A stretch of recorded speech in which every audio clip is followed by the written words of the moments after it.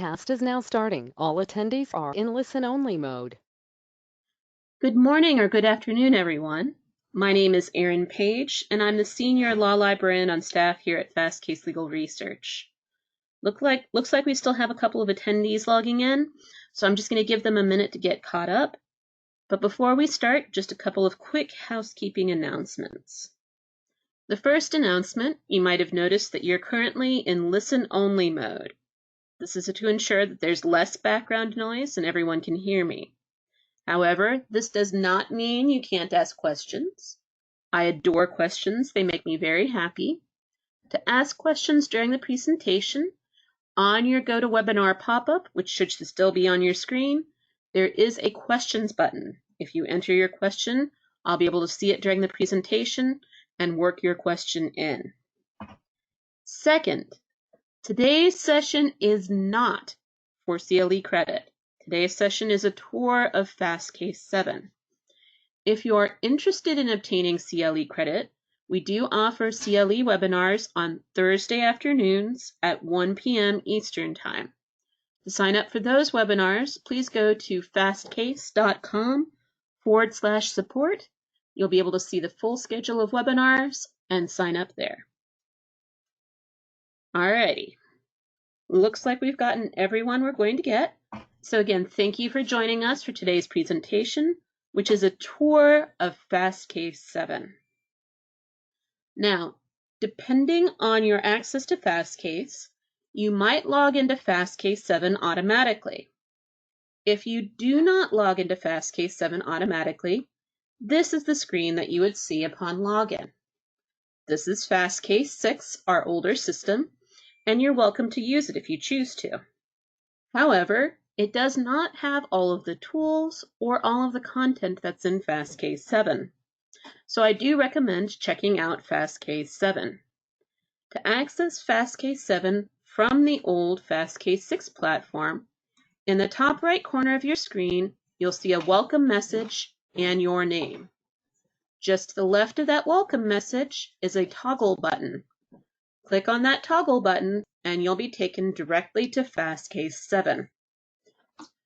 Fastcase 7 is our new platform, and the design idea behind Fastcase 7 was to make it easier to use the tools so you don't have to be in a particular search mode in order to access the tools. We also designed it to take advantage of some of the latest innovations in technology. So you'll see a lot of cool new features in Fastcase 7. Finally, we tried to minimize the amount of back and forth. So as we go through this tour, I'll point out how you can adjust your search and other features without having to go back and forth between different pages on Fastcase 7. This is the Fastcase 7 homepage. From here, I can access a number of tools that are in the icons on the center panel. However, I'd also like to point out that most of the features that are here are also accessible up here in the top right corner of the page. And they're always accessible on that top right corner, no matter which page in Fastcase 7 you're on. The first feature I'd like to point out is the Fastcase blog. We are constantly updating Fastcase, putting in new content, new features, new tools, new tips, you name it. So if you want to see or know what's been going on since the last time you logged in, I do recommend taking a look at the blog. For example, we currently have new content regarding our current health crisis, COVID-19. These resources are free and collected together for your benefit and enjoyment. Please feel free to explore them at any time. To the left of the Fastcase blog, you'll see an icon for Docket Alarm. Docket Alarm is our sister product, and it interfaces with state and federal dockets to pull the rest of the documents for a case. The pleadings, the motions, the complaints, all of that information. This is not included in the Fastcase subscription, but is something that you can add on to your Fastcase subscription if you're ever interested. And you'll see some integrations from Docket Alarm in the Fastcase system. To the left of the Docket Alarm icon, you'll see History and Favorites. This is much expanded from the Fastcase 6 version, where you could only see the 10 most recent searches. In Fastcase 7, You can see your searches going back 18 months or 10,000 searches, whichever is larger.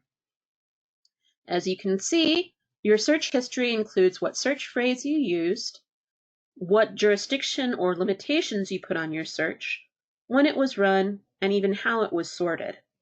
So this allows you to duplicate your previous search efforts just by one click of your mouse. In addition to search history, we also have document history, so you don't have to duplicate the search in order to find the document you read a previous week. All you have to do is locate the document. You can also save documents. So if there's a particular document that you reference all the time, simply click on the star when you're on the document view, and it'll save the document to this favorite documents panel. So again, if you reference something all the time, you can organize it into folders, click go to go straight to that particular document, and if you're done with it, of course, edit and remove that document. You can also save searches. So if there's a particular search phrase that you run all the time, you can save it and then run it again with one click of your mouse. Finally, these are alerts. Let's say that there's a particular search that you run on a frequent basis to stay up to date with what's going on in that area of law. You can set an alert on that search and be notified anytime there's a new case meeting those requirements. So this makes it very easy to stay up to date on a particular topic and then be notified when there's new content to read. The last major icon on the home page is the Help and Support icon. From here, you can access several different types of resources, including our user guide, which is a detailed step-by-step set of instructions on using Fastcase, and it includes a lot of pictures. You can access the tutorials. These are short, 5-minute or less videos on specific features in Fastcase, so you can review and see how those features work in action. So if you don't remember how to download a document or how to adjust your search settings, you can look at the video on that topic and see it in action.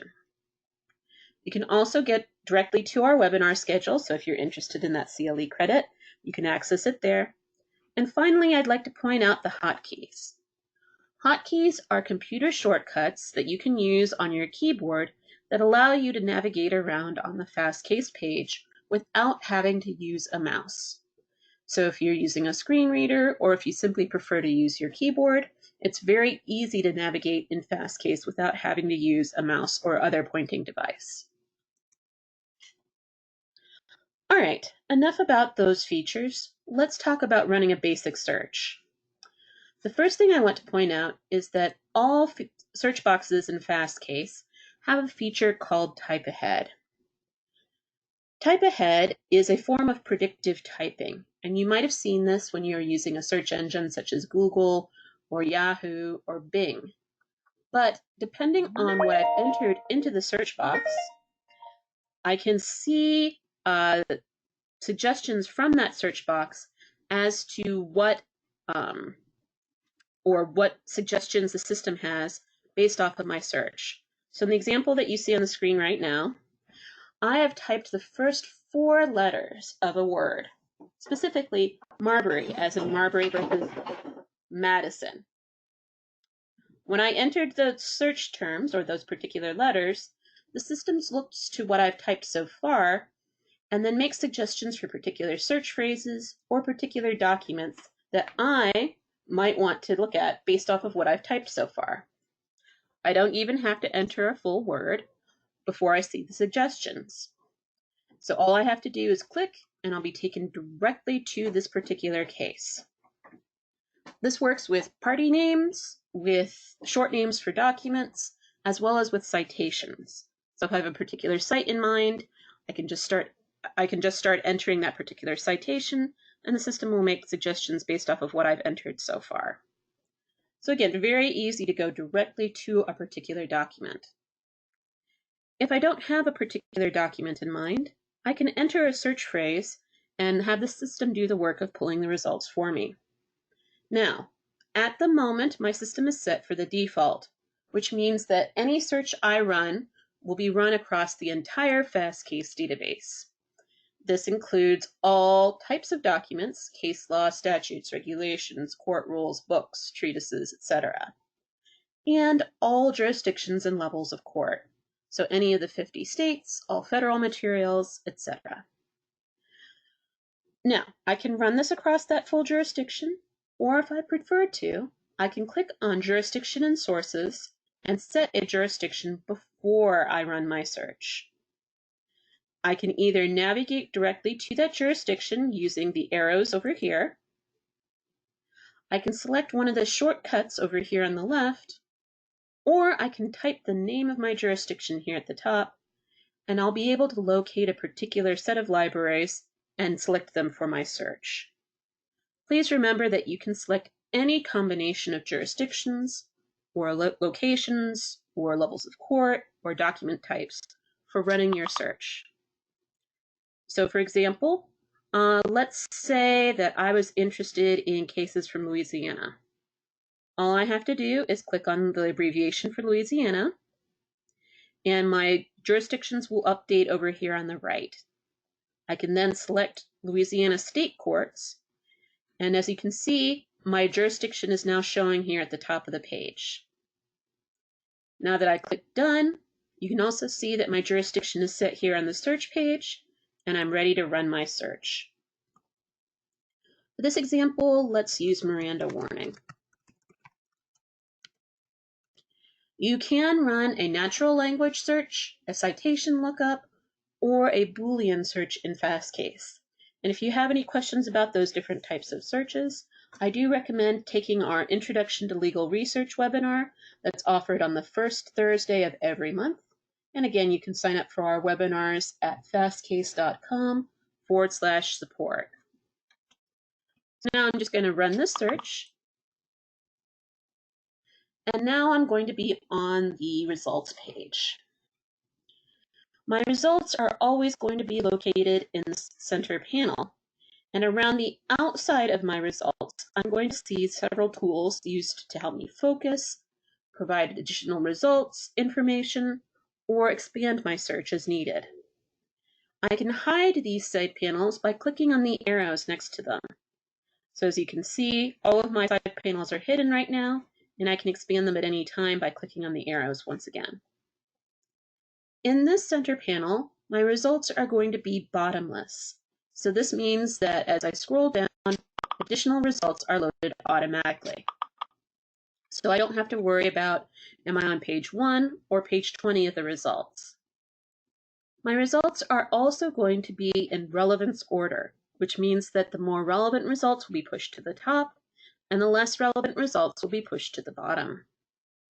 I can reorder or sort my results simply by clicking on the headers at the tops of these columns.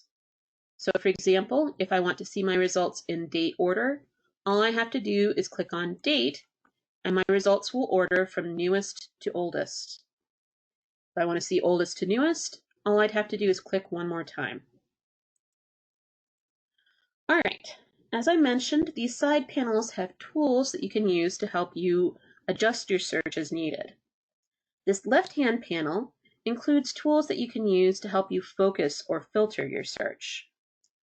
The first thing that you're going to see on this left-hand panel are the actual filters. Just like we saw earlier, you can set your search to run across a particular jurisdiction or a particular data document type. So currently my results are limited to Louisiana state case law, but I could set any additional combination of jurisdictions that I chose to from this left-hand panel. In addition to setting a jurisdiction limitation, I can set a date limitation. So I could select the past 20 years, the past 10 years, the past year, or set a specific date, including the month from this particular panel. So if I wanted to, I could set my search results to from 1983 to 1987, whatever makes sense for your research process. Finally, at the bottom of this left-hand panel, I have a tool called the Semantic Tag Cloud. This has two different views. You're currently looking at the list view for this particular tool. But if I click on Cloud, it will show you the Cloud view. You're more than welcome to use whichever view you prefer or that is easier for your research process. What the semantic tag cloud does is it makes suggestions for additional terms you might want to add to your search. So all of the terms that you see in this list are coming from my current search results. So if you are not familiar with a particular area of law, you could run a very basic search phrase like we did for this search, Miranda warning, and then see suggestions for additional terms that you might want to add to your search. So for example, if I wanted to see Miranda warning cases where there's a waiver, all I have to do is click on this plus sign. And as you can see, my term has now been added to my search phrase here at the top of the page. And now my results are filtering to show me only the results that included my initial search terms as well as my new additional term. I can also use the semantic tag cloud to exclude results. So if there's a particular term that's a red herring or that I'm not interested in, all I have to do is click on the minus sign, and my results will again automatically filter to exclude those particular results. And again, you can see my search phrase at the top of the page has updated to reflect my new results. You can also edit the search phrase at the top of the page anytime you choose to. Just simply click and type the new search phrase that you're interested in searching.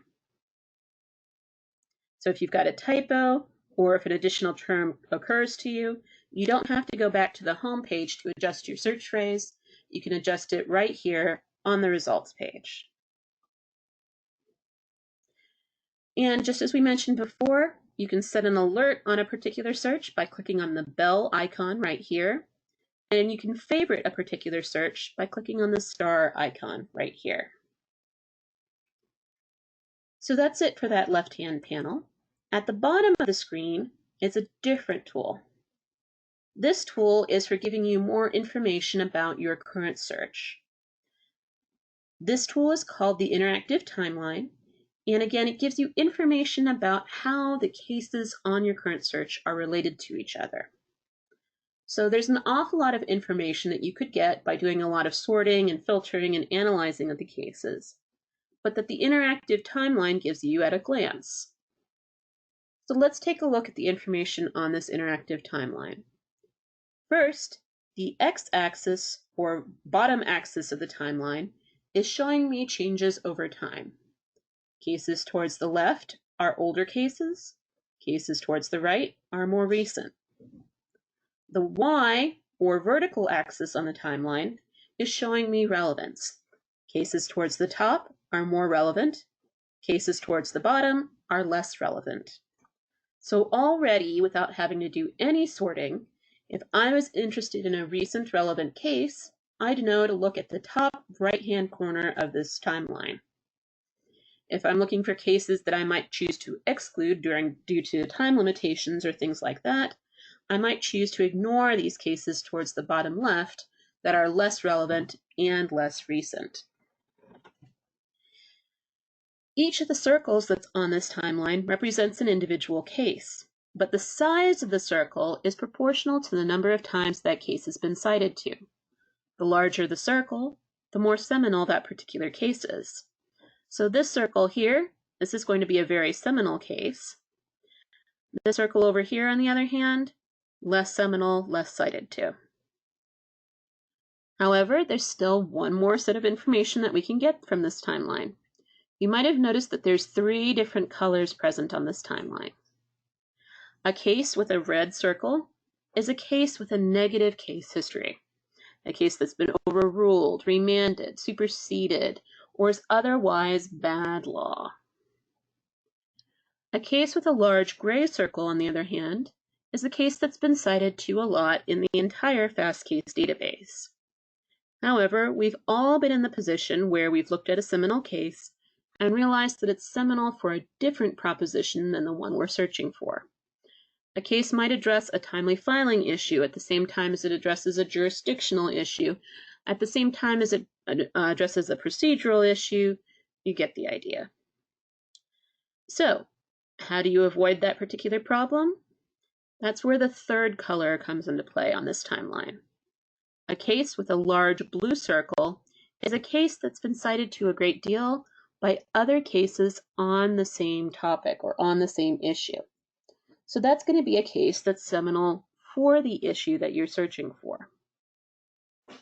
And as you may have noticed as I was moving my mouse around, if you hover your mouse over any of these circles, it will show you a little bit of information about that particular case.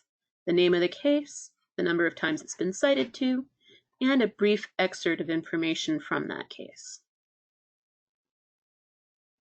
All right, let's talk about the right-hand panel on this page. This right-hand panel includes suggested documents.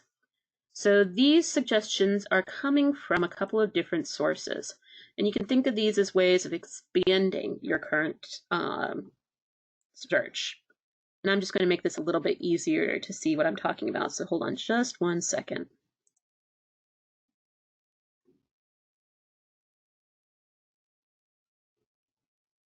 There we go. All right, so the first tool that you'll see in this top right-hand corner, this is the Foresight tool.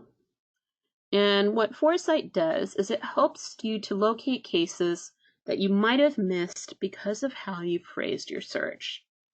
So that sounds a little complicated, so let me explain how this tool works. In the example that you have on the screen right now, I ran a search for cases including the phrase Miranda warning. And as you can see, I've got thousands of results. This is an issue that comes up a lot. However, in my current search results, I'd be missing a very important seminal case on the topic. Specifically, I'd be missing Miranda versus State of Arizona. I'd be missing that case because the search terms that I chose are a term of art. They're a phrase that all attorneys would recognize as being related to that particular issue. However, that particular term of art was named after Miranda versus State of Arizona. That was the original nominative case, and nowhere in that case do the terms Miranda warning appear as a phrase. So this is an issue that comes up all the time, and it's not always because you've used a term of art. Sometimes it's just simply because you've chosen particular terms and the court used a synonym when you were running that search. Either way, what the Foresight tool does is it gathers together cases that are on the same topic that you're currently searching and that are seminal, but that would not be included in your current search results. So as you can see, the first result in the Foresight panel is my missing Miranda versus State of Arizona case. So again, it's a tool that you can use to cross-check and make sure you're not missing anything important from your current results. Underneath the Foresight tool, you'll see other suggested documents. These suggestions come from libraries that you're not currently searching. So for example, if you restricted your search to case law, you might see suggestions from statutes or from regulations, etc. So it's a way of expanding your search while still allowing you to see precise results in that center panel. All right, let's go ahead and pick a case. Which one looks good to me?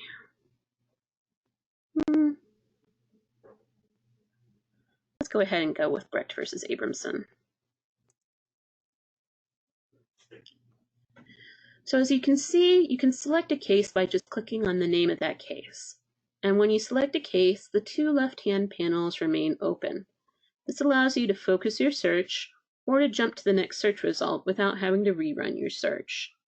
However, if you'd like to focus on your case or other document, you can do so by making it full screen by clicking on the full screen icon here on the right. Now, all cases in Fastcase will have full citation and full pagination ready to use the case for citation in court. Above the text of the case, you'll see a couple of tools that are useful for navigating the case. For example, you can search in a document for additional terms.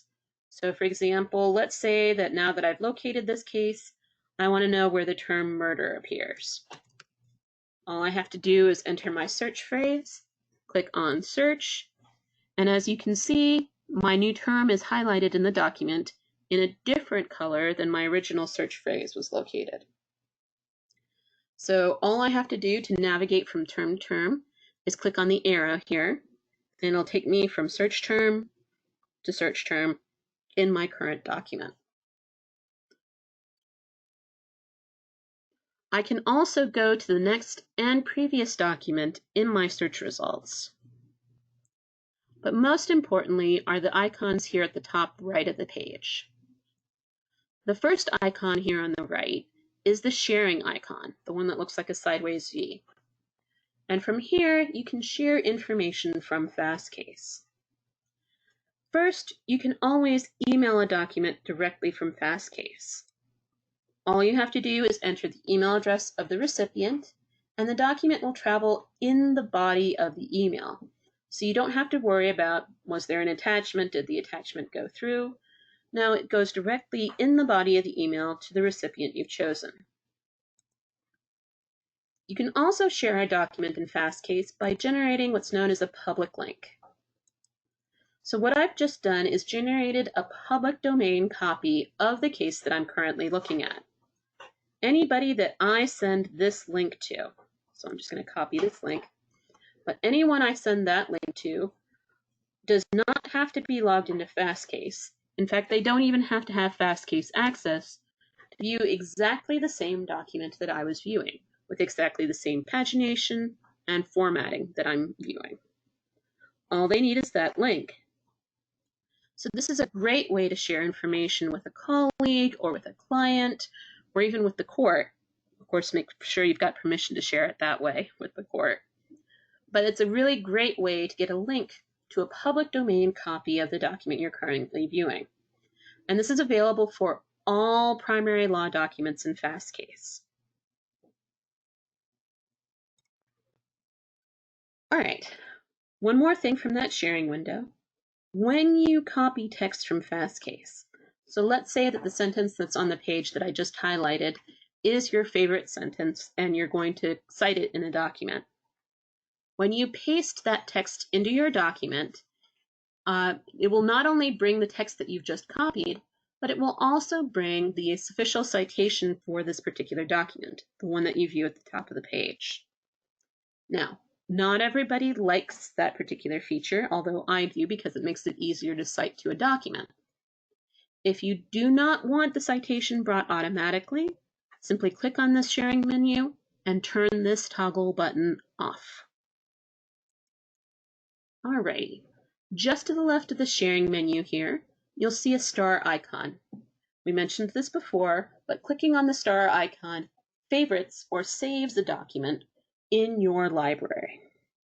So again, this means that if you favorite a document in Fastcase, it will travel with your login. So that means that if you favorited a document from the office and then you went home and decided to continue your research, you don't have to worry about having the same computer because the favorites travel with your Fastcase login. To the left of the favorite star, you'll see the download icon. Fastcase does not print directly to your printer. Instead, you can download an electronic copy of a document from Fastcase. Once the document is on your computer, you can then choose to email it or print it or save it, whatever makes more sense for your research process. Again, all you have to do is click on the cloud, select Download Now, and then you'll have your download options. You can download the document as a Microsoft Word document or as a PDF formatted document, and you can choose the number of columns you have. Dual column looks just like the old reporters, while single column takes advantage of the entire page width. Now, let's say that you're doing a lot of research and you don't want to stop and download each section or each document one at a time. That's fine. You can batch print documents from Fastcase. All you have to do is click on that download icon and then select Add to Download Queue. When you do that, your document will end up in the download queue here, and you can add as many documents to the download queue as you'd like.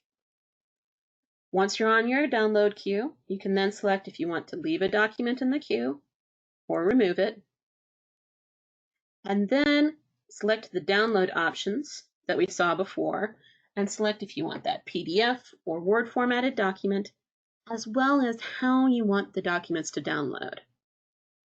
Single file means that the documents download as one long document. This is convenient if you're doing statutory research or regulatory research, and you have a number of sections that you want to read from a particular chapter or from a particular title. If you're doing case law research, you might prefer the second option, the zipped archive. What we'll download will be a folder containing each of the documents that you've selected as an independent document. Regardless, you can batch print as many documents as you'd like from Fastcase. There are no restrictions on how much printing, and there's no incremental charges regarding printing either. Finally, from the downloads queue, you can see your past download jobs. So if you downloaded something previously from Fastcase, you can just simply click and re-download that particular document without having to go directly to it again.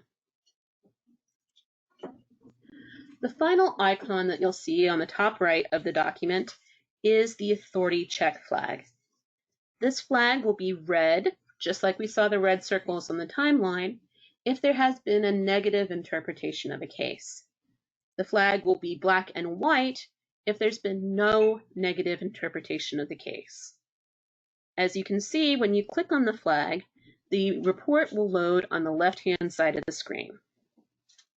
At the top of the authority check report, you'll see statistics about that particular case. How many times it's been cited to, by what level of court, has there been any negative interpretation of that case? Next, if there's been a negative interpretation of the case, you'll see a header called Bad Law Bought. This header is only present if there's been a negative interpretation of the case. And immediately underneath that header, you'll see why that particular case is considered to be negative. This particular case has been abrogated on other grounds by Mitchell versus Esparza, as you can see on the screen right now. Underneath the Bad Law Bought report, you'll see a list of all citing cases, so you can see how this particular case has been treated in the case law after the case was issued. Finally, at the bottom of the page, you'll see a timeline for that case. That timeline shows the case's history, where it falls in the case law history, including the cases it's cited to and what cases are citing to it. This authority check report can be sorted, so you can sort it by most recent citation or most cited citation, and you can filter it to a particular jurisdiction. Finally, you can download a copy of the authority check report just like you can download a copy of a case. When you're done with the report, simply hit the X to return to your document. All right, so those are some of the basics about searching for a case. I also want to show you one additional way that you can navigate to a case.